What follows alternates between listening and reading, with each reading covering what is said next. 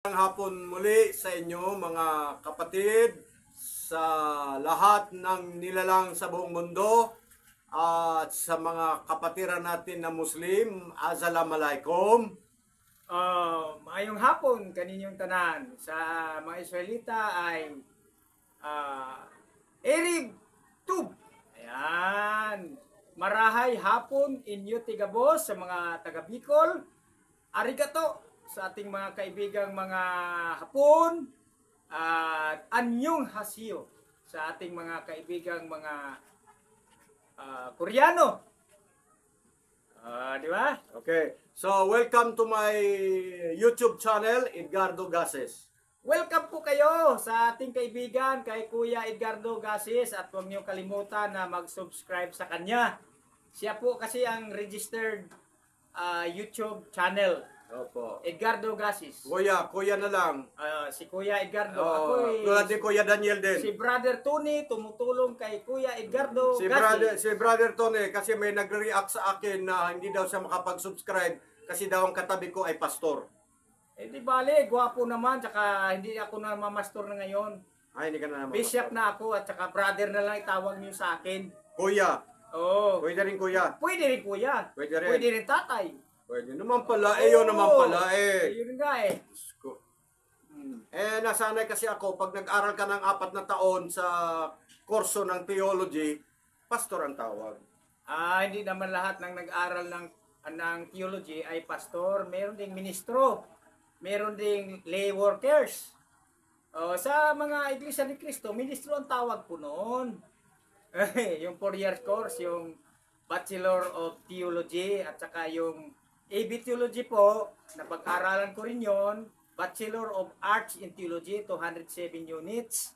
At nag-aral pa ko ng Tanakh, tungkol sa Torah, the Old Testament view, tungkol sa Apostleship, tungkol sa Nabi, the Prophets, at tungkol po sa tinatawag na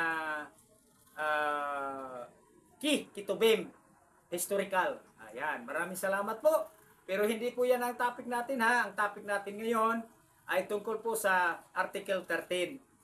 Tayo mga bilang Pilipino ay nasanay tayo sa itinuturo ng ating dating kaibigang si Senador Benigno Aquino. Disikan ba yun? Disikan, no? Na tungkol po sa Constitution of 1987. Particular sa Article 13. Ang Article 13, ito po yung magagamit nating lahat ng mga Pilipino. Social justice and human rights, batas panlipunan at karapatang pangtao. Na kung hindi natin alam to, human rights yun ha? Hindi natin ma-assess yung nasa moral values ba tayo o immoral. Dahil inaabuso natin ang karapatan ng mga mahihirap karamihan. Parang kung walang pinag-aralan at mahirap na nga, sinisipa-sipa pa at hindi ginagalang. Mahirap na nga, katulad sa amin. Alam mo, Brother Tony, hindi na bago yung mahirap at sinipa-sipa. Dahil sa panahon pa nga ni Jesus Christ parable na isang mayaman na kumakain ng masarap tapos yung mahirap ay pinapakain ng nalaglag lamang. Oo. So, ano ba pinagkaiba? Pareho lang nung araw at ngayon. Para nang wala silang... Walang pagbabago. Walang pagbabago. Oo. Di ba? Siguro... Tulad yan. Noon pa talaga. Nung panahon pa ni Abraham. Di ba si Sarah ang kinabit niya yung si Hagay? Si Sarah? Si Sarah, asawa ni Abraham. Si Abraham, ang pinahintulutan ni Sarah dahil sa kulang ng kanyang panampalataya na sipingan yung kanyang katulong na si Agar na isang Muslim. Kaya nagkaanak sila na ang anak nila ay si Ismail. Yan po ang mga tatay ng mga Muslim. Galing rin sila sa lahi ni Abraham.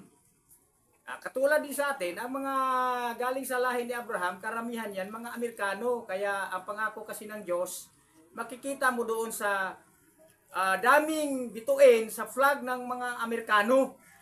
Di ba? Ilan yun? 58 ba yun? Kasi sabi ng Diyos, paramihin ko ang iyong lahi kasing dami ng bituin sa langit. at kasing dami ng buhangin sa dagat. Pero si Sarah ay nagkakaroon ng failure sa kanyang faith, kaya naghaka-haka siya doon na gano'n na nga.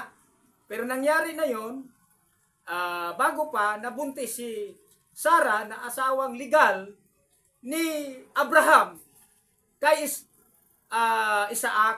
Yun ang naging anak ng mga talagang sa legal.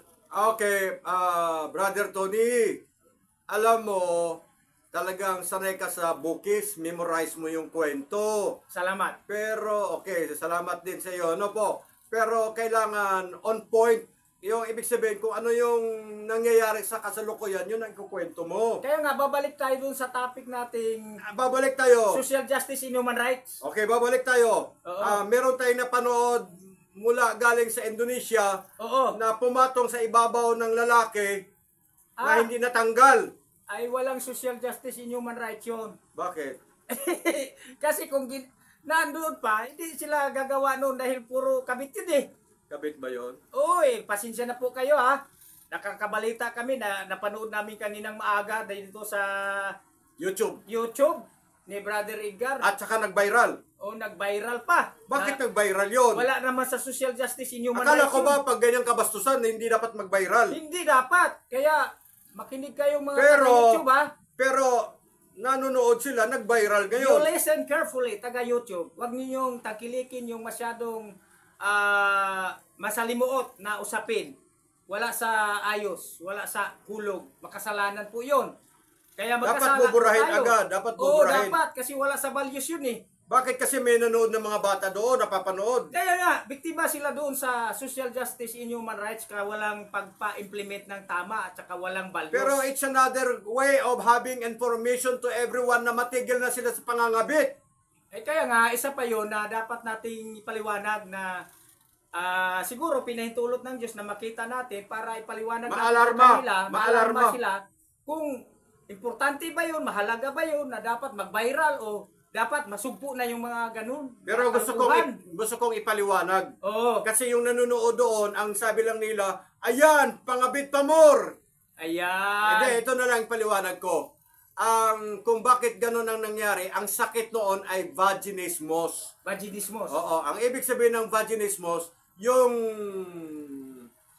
puwerta o yung bahay bata, yung sa dulo ng kanyang puwerta, nung pumasok yung ari ng lalaki, nangangagat kasi yun. Nangangagat. Oo. di kayo matatakot yung mag-asawa niyan. Kakagatin pala. Kahit mag-asawa o nangangabit, mangangagat talaga kapag ang matres bumaba. Bumaba yung matres eh. Bumaba. Bumaba yung matres. Kaya yung pumasok yung ari ng lalaki, ay pumasok doon sa ano.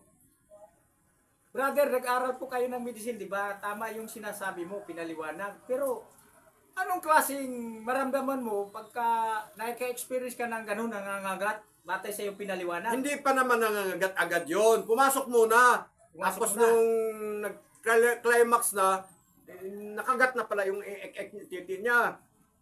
Masama po yun mga kaibigan ha. Bakit pero naman masama? Pinaliwanag lang ni brother. Bakit naman masama? Hindi masama yon. Out of 100 may nangyayari. Maigi na lang, walang ipin. Kung nakagat, hindi putol. Buti na lang, walang ipin. Sige, paliwanag mo nga bro. Wala namang ngipin ang Wala ba? matres. Wala ba? Sige. Bakit gusto mo may ngipin? Hindi naman. Tinatanong lang. Ikaw naman nakakaipin. Bungangahin na lang. Hindi kasi nasa ano tayo eh. Naghahanap. Naghahanap ng ngipin. Hindi. Ay, nako. Pinaliwanag Ikaw nga ang nagsabi. Tinatanong lang kasi Tatanong ka ngipin. Pinaliwanag lang, tinatanong lang. May tanong na kasama paliwanag, di ba? Tanong ang paliwanag, ngipin ang tihanap po eh.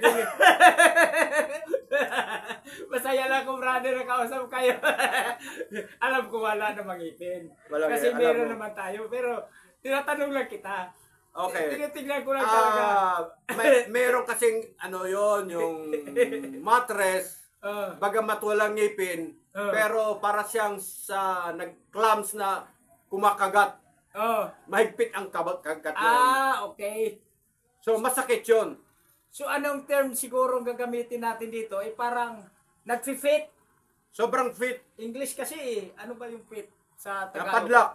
Napadlak. Ito English pa rin yung padlak Yung padlak may padlak na. Kinain. Kinain na lang. Oo. So, sabi mo, Pero- may human rights ba yun? Walang violation of human rights? Meron. Sa values kasi at human Sa rights. values. The same yun. Human rights, values of human rights, Pero yung paliwanag dahil mo- sa may asawa. Okay yung paliwanag mo. Hindi ko sinasabing wala kang values. Yung nangyari Dahil nagpapaliwanag lang naman ako, bahala kayo kaya dyan. nga, okay ka. Nagpaliwanag ka. Ngayon, halimbawa, Sige, kung tuloy ikaw, mo. ikaw ngayon, nakikinig sa akin ngayon sa aking pagsasalita, aba, iwas-iwasan mo na. Ay, okay. Yun ang aral, mga kaibigan. Tama si Iwas-iwasan. Kuya Iwas-iwasan mo na. Ngayon, kung sakali naramdaman mo na bumababa yung mattress mo, ipahilot mo na yun, paakyat sa taas. O yun, tama. Mga- Pinayuan pa kayo, ha? Libre. Yun nga ang trabaho natin, nagbibigay tayo May ng values ka information. May social justice ka and human rights. May Sa sarili information. mo. Ngayon, ito namang babae, hindi niya alam na bumaba na yung mattress niya, nagpagamit, di kinagat tuloy yung titi, hindi na rin matanggal-tanggal. Oh, yun. So, walang social justice yun. Wala. Wala talaga. wala. Dahil, bakit walang social justice? Magkakabit Kasi eh. magkakabit sila, di ba? Oo, nagkakabit-kabit nga. Oh, yeah. Walang paggalang sa kanya-kanyang asawa. Wala. Ang tawag noon pa, may kasalanan sila na tawag nito, Adultery sa babae. Adultery sa Babae. tapos Sa bigamy lalaki. sa lalaki. Bigamy, oo. Oo. Walang social justice. Wala. Wala pang Walang values. Wala pang values. Walang social justice. Kaya, Oo. tama yung payo mo. Iwasan nyo na. At ito mararanasan kapag ang babae ay merong mga problema during the time sa kanyang sexual activities. Yun. Kaya, tanungin mo muna yung babae, meron ka na bang karanasan sa mga sexual activities? Pag sinabi niya meron, ay wag mo nang galawin kasi baka may makagat yung titi mo. Wala, delikado yun. Mga kaibigan. Nasa viral po yun, no? Pero pinanood namin, ini-evaluate lang namin na ano bang dapat gagawin. Ngayon, sabi ni Brother Tony, wala daw social justice. Wala talaga dahil nga kabit-kabit naman pala yun. Di ba? At wala pang values. Okay lang yun. Hindi naman sa atin nangyari sa Pilipinas. Maliban. Saan ba yun? Sa ibang bansa? Indonesia. Indonesia. Ayun.